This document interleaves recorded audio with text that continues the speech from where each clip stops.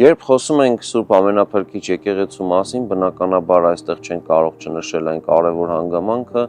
որ այն ունի առանձնահատուկ զանգակատուն, որ արևմուտքից մուտքին, աստորեն մուտքից մի քանի մետր հեռավորության վրա է կառուցված։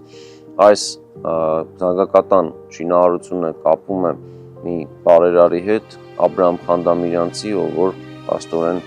նաև մեծ հոգատություն է ցուցաբերել կառուցմանը։ Այստեղ իհարկե պետք է առանձնահատուկ նշել այստեղ հրեշտակների արձանիկները, որոնք յուրահատուկ տեսք են տալիս այս զանգակատանը եւ ընդհանուր եկեղեցուն, եւ նրանք կարելի ասել դարձել են Շուշիի այցեքարտը եւ պատահական չէ, որ նրանք տեղ են գտել քաղաքի համար արդեն մեր երրորդ հանրապետության պայմաններում, նորանկախ պետականության պայմաններում քաղաքի